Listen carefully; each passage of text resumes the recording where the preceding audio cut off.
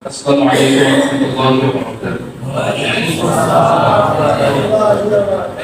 الحمد لله رب العالمين والعاقبة للمتقين والصلاة والسلام على سيد الأنبياء والمرسلين نبينا محمد وعلى آله وأصحابه ومن تبعهم بإحسان إلى يوم الدين أما بعد فإن خير الحديث كتاب الله وخير الهدي هدي محمد صلى الله عليه وسلم وشر الأمور محدثاتها وكل محدثة بدعة وكل بدعة ضلالة وكل ضلالة في النار فأعوذ بالله من الشيطان الرجيم بسم الله الرحمن الرحيم يا أيها الذين آمنوا كتب عليكم الصيام كما كتب على الذين من قبلكم لعلكم تتقون عن أبي هريرة رضي الله عنه قال قال رسول الله صلى الله عليه وسلم من صام رمضان إيمانا واحتسابا غفر له ما تقدم من ذنبه أو كما قال عليه الصلاة والسلام মহান আল্লাহ সুবহানাহু ওয়া তাআলার দরবারে অজস্র অগণিত অসংখ্য শুকরিয়া জ্ঞাপন করছি যে মহান মুনি অত্যন্ত মেহেরবানি করে অত্যন্ত স্নেহপরায়ণভাবে আমাদেরকে এরকম একটি মুনিয়তি মাজলিসে বসার এবং কোরআন ও সুন্নাহ ভিত্তিক কিছু আলোচনা বলার ও শোনার তৌফিক দান করেছেন। সে আল্লাহর দরবারে শুকরিয়া জ্ঞাপন করছি আলহামদুলিল্লাহ। দরুদ ও সালাম বর্ষণ মুহাম্মদ রাসূলুল্লাহ সাল্লাল্লাহু আলাইহি ওয়াসাল্লাম প্রতি তার আহলে বাইত কাসাবে کرام কিয়ামত দিবস পর্যন্ত তার ঘনিষ্ঠ অনুসারীদের প্রতি আল্লাহুম্মা সাল্লি আলাইহি আল্লাহুম্মা বারিক আলাইহি। সম্মানিত উপস্থিতি, আমি দীর্ঘক্ষণ সময় নেব ইনশাআল্লাহ। কেননা দীর্ঘক্ষণ সময় দিলে আপনারা বিরক্ত হয়ে যাবেন, পাশাপাশি আমার শরীর খুবই খারাপ, যে কারণে সামান্য মুক্তাসার কিছু কথা বলবো ইনশাআল্লাহ। সামনে যে মাসটি আমাদের মাঝে আসছে রমজানুল কারীম, অত্যন্ত গুরুত্বপূর্ণ মাস, মহিমান্বিত মাস, সম্মানিত মাস।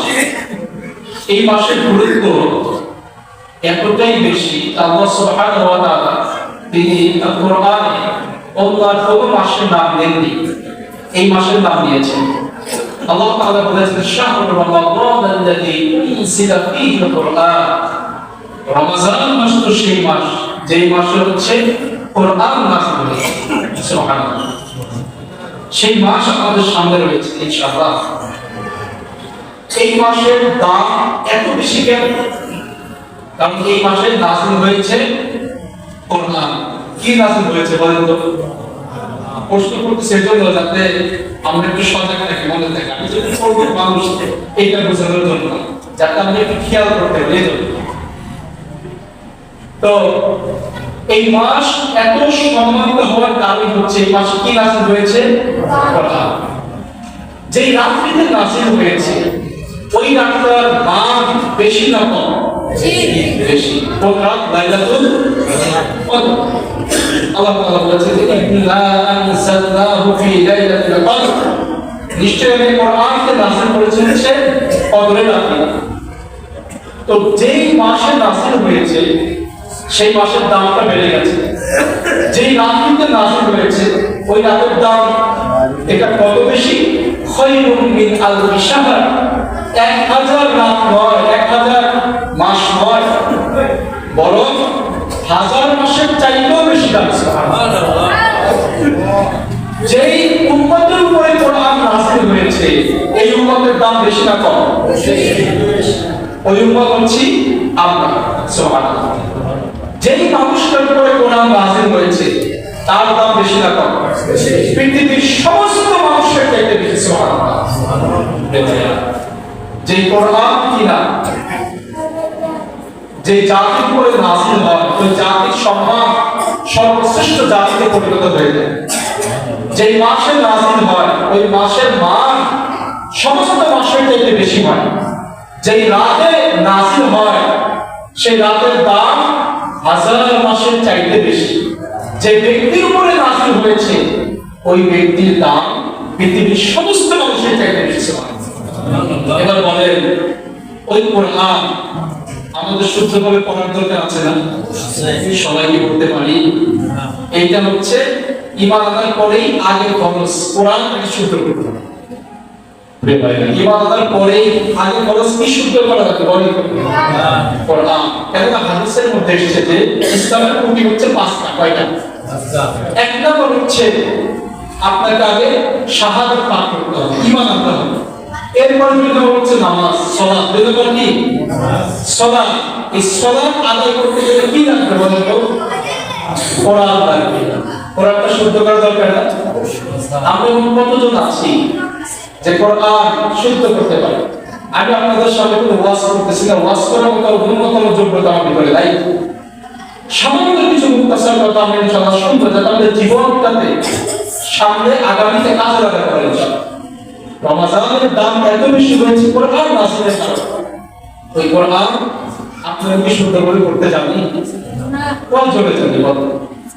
মসজিদে মাইক থেকে ডাকা হয় বিকেলবেলা বা সকালবেলা, প্রিয় এলাকাবাসী আপনাদের সন্তানদেরকে মসজিদে পাঠায় দেন ইংরেজি শেখার জন্য।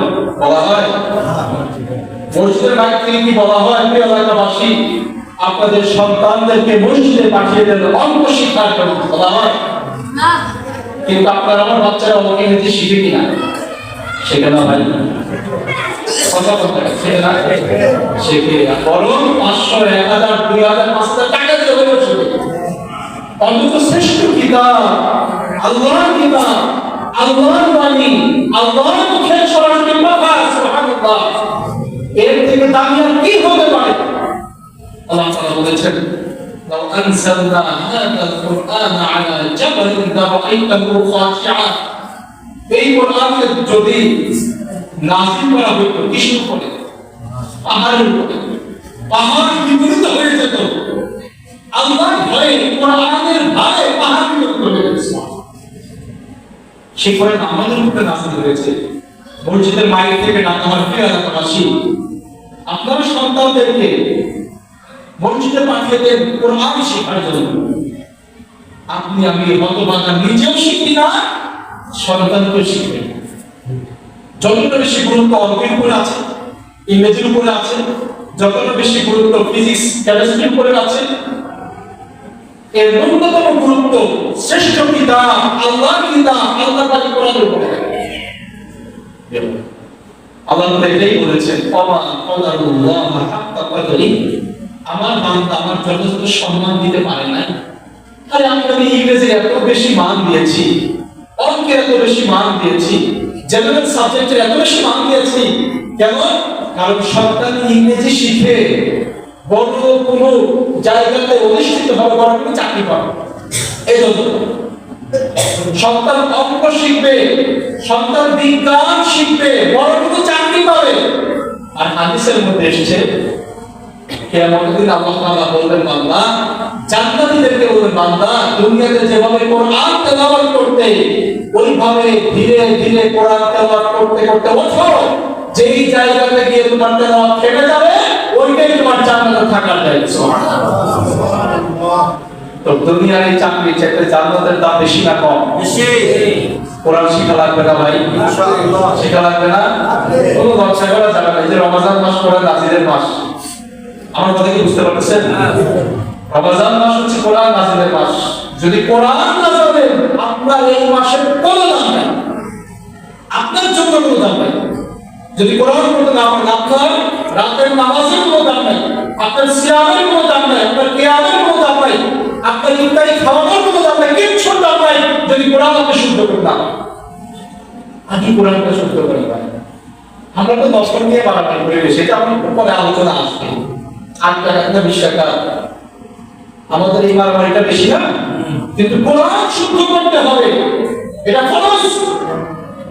ওইটা নিয়ে আপনার আমার কোনো ফিকির চিন্তা নেই।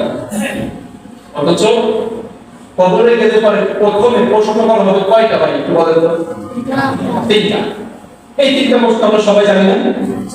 তিনটা প্রশ্নের উত্তর যে দিতে পারবে তাকে 4 নাম্বার প্রশ্ন করা হবে, তুমি কিভাবে জানো? সে বলবে কিতাব আল্লাহ, আমি আল্লাহর কিতাব কোরআন পড়েছিলাম। যদি কোরআন না পড়ে ওটা বলতে পারবে? যে ব্যক্তি কোরআন পড়ে নাই সে তো বলবে লা আদরি লা আদরি লা আদরি, আমি জানি না আমি জানি না আমি জানি না। সামিআতুন নাস ইয়াকুলুনা শাইআন ফাকুলতু, হায় আফসোস আমি শুধু শুনতাম, আমি শুধু কি বলবো, আমি পরিপরিতে আমি জানি। আমার 1 নম্বর কথা হচ্ছে কোরআন আমাদের শিখতেই হবে ইনশাআল্লাহ। শিখা যাবে ইনশাআল্লাহ। আল্লাহর মুখের বাণী, আল্লাহর মুখের কথা, এই কোরআনটা কার বাণী বলেন তো? কোরআন কিন্তু সৃষ্টি না, কোরআন কি না? ইমাম আহমদ বিন হাম্বল রাহিমাহুল্লাহ তিনি বছরের পর বছর জেলখানায় থেকেছেন জালিম শাসকের একটা ফতোয়ার কারণে। শাসক বলেছিল বলো কোরআন আল্লাহর সৃষ্টি, সে বলেছে না কোরআন আল্লাহর সৃষ্টি না, কোরআন আল্লাহর বাণী। কোরআন আল্লাহর কি বাণী। এই আল্লাহর বাণীর দাম বেশি না কম?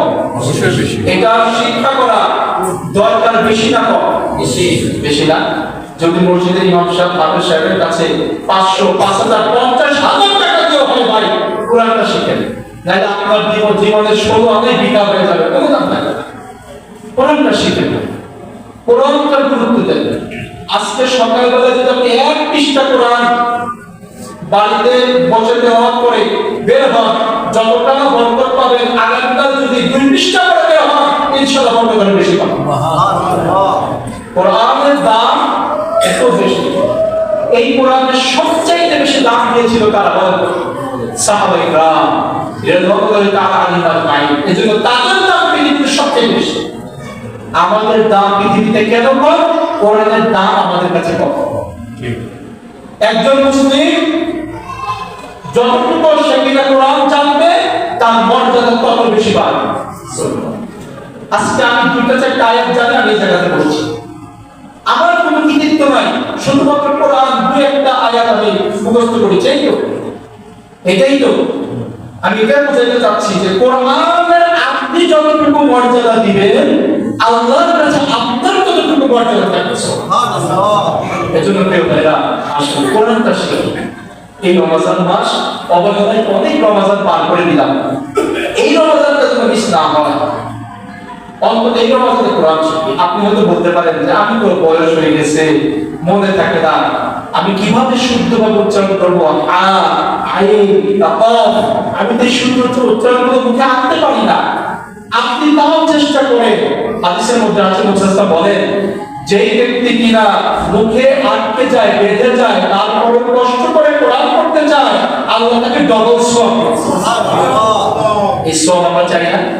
প্রিয় ভাইরা, এই রমজানে উত্তর নেই, প্রয়োজনে বাড়িতে একজন আলেমকে ডেকে নেন, হাফেজ সাহেবকে ডেকে নেন, বাড়িতে বসে পড়ে শুদ্ধ করে। এইটা আমাদের জন্য আগে ফরজ। এরপর আসে দ্বিতীয় কথা, সেটা হচ্ছে রমজান মাস। এই মাস এখনো আসে নাই, হয়তো ইনশাআল্লাহ 1-2 দিনের ভিতরে আসবে। রমজান মাস আসলে কি হয়? আল্লাহ সুবহানাহু ওয়া তাআলা আসমানটাকে সাজান। কি সাজান বলেন তো? আসমানটাকে সাজান কিভাবে? হাদিসের মধ্যে আছে ইদা জাআ রমাদান ফুতিহাত আবওয়াবুল জান্নাহ। যখন রমজান মাস আসে জান্নাতের দরজাগুলো খুলে দেওয়া হয়। সুবহানাল্লাহ। আবুল আবওয়াবুন নার, জাহান্নামের দরজাগুলো বন্ধ করে দেওয়া হয়। আসুসিরাতিশ শায়াতিন আও আসুফিরাতিশ শায়াতিন, শয়তানগুলোকে আটকে রাখা হয়। সুবহানাল্লাহ। এটা হচ্ছে কার প্রস্তুতি? রমজান মাসে কার প্রস্তুতি? আল্লাহর প্রস্তুতি। জান্নাতের দরজা কি করে দেন? খুলে দেন। জাহান্নামের দরজা বন্ধ করে দেন, শয়তানগুলোকে আটকে রাখেন। এটা কার প্রস্তুতি ভাই বলেন তো? আমার কথা বুঝা যাচ্ছে? একটু মনোযোগ দিবেন। আপনাদের যতটুকু ধৈর্য কোলায় ততটুকু আলোচনা করবো, নচেত আমি ছেড়ে দেবো ইনশাআল্লাহ। কারণ অধৈর্য করে আলোচনা করার কোনো প্রয়োজন নেই। তো দরজা খুলতে আটকে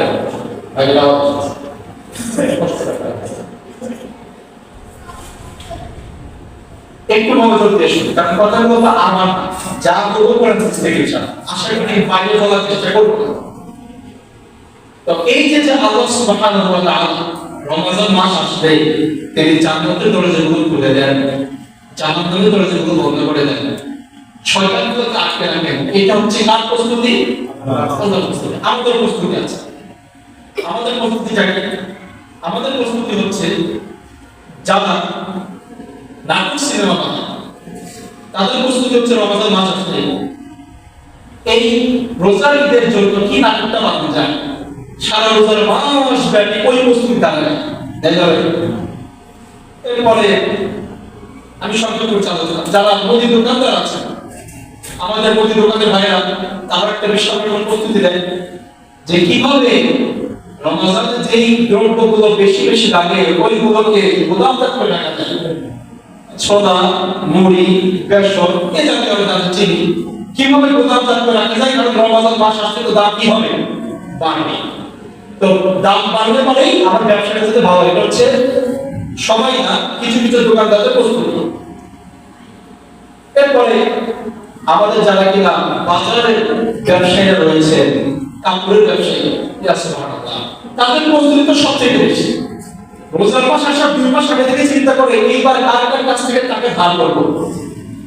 আমি কথা বলছি, কার কার কাছ থেকে টাকা ধার করে আমি মুকামে যাব, মুকামে গিয়ে বাস 10 লাখ 20 লাখ টাকা জামা কাপড় নিয়ে আসতে হবে।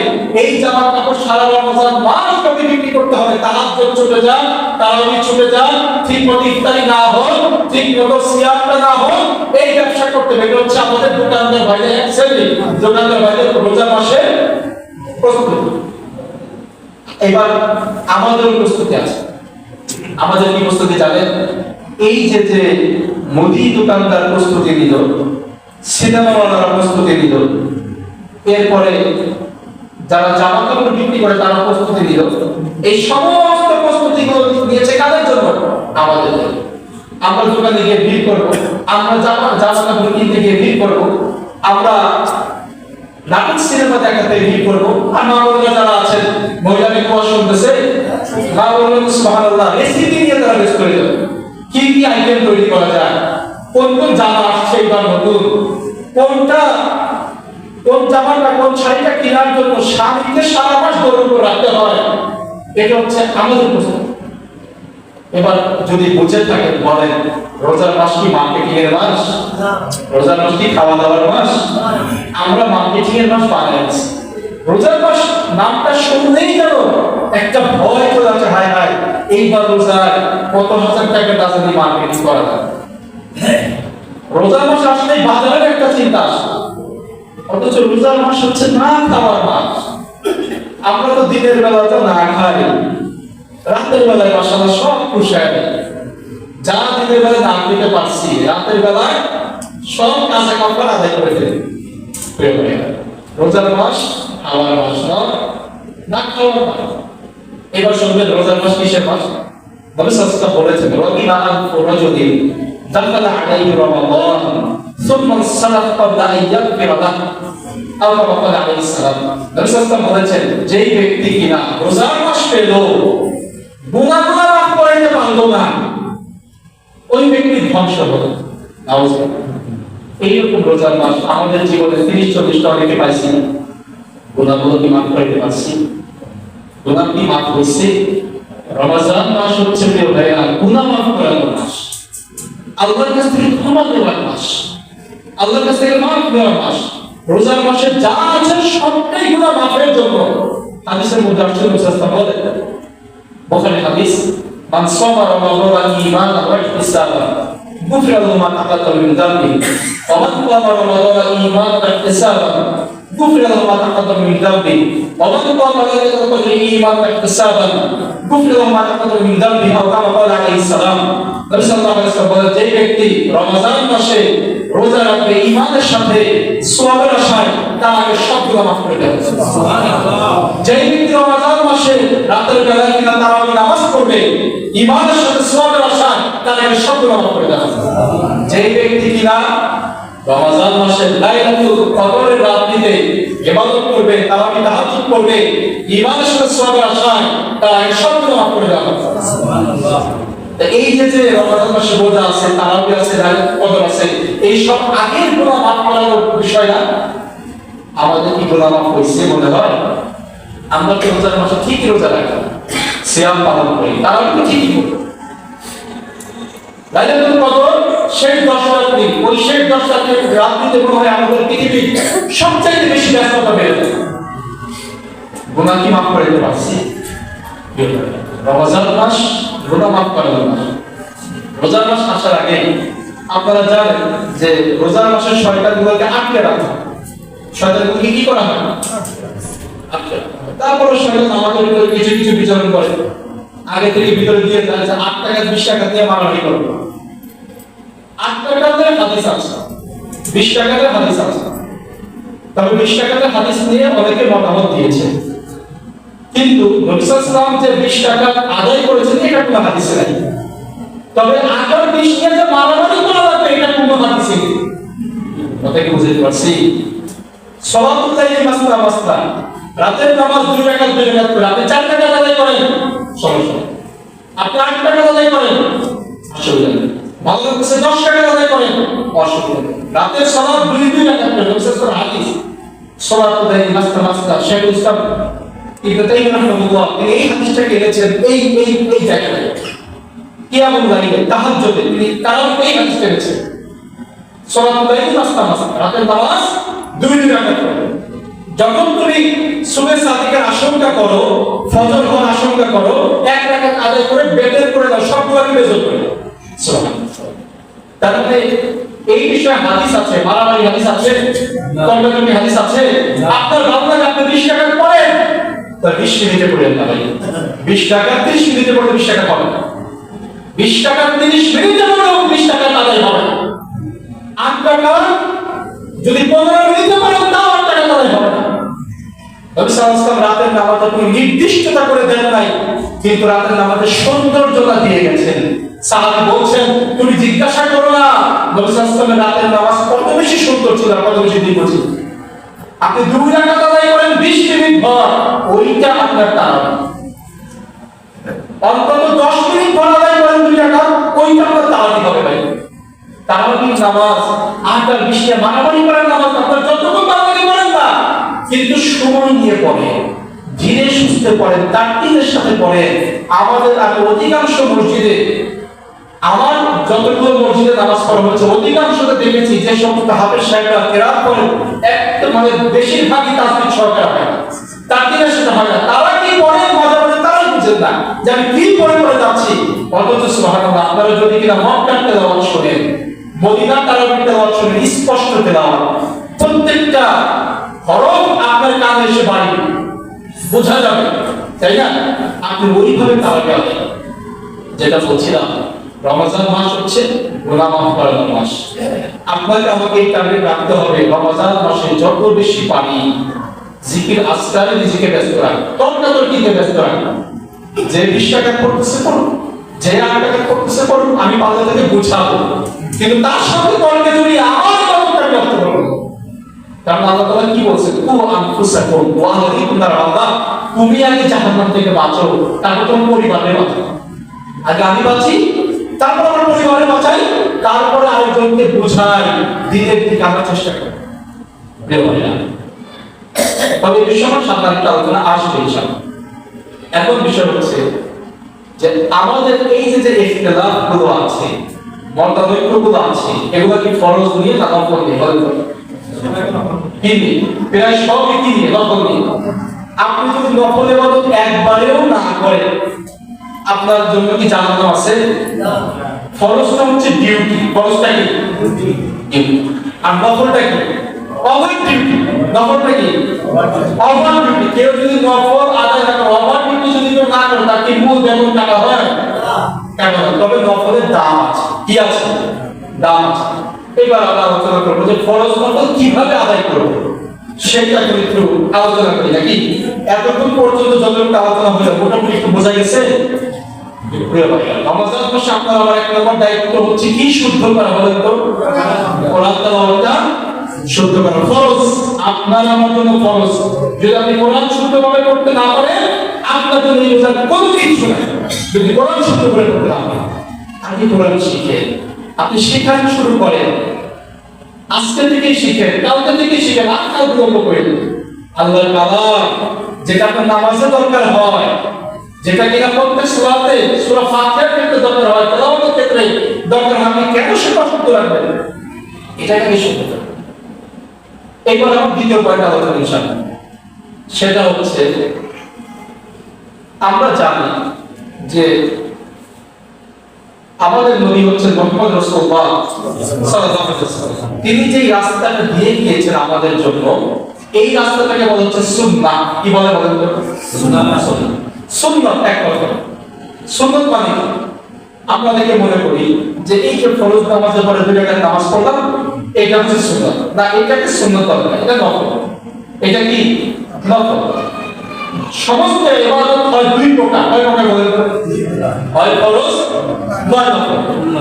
তবে এই যে নফলটা, এই নফলটাকে ফুকাহায়ে ইকরাম তারা আমাদের সুবিধার জন্য ভাগ করেছেন।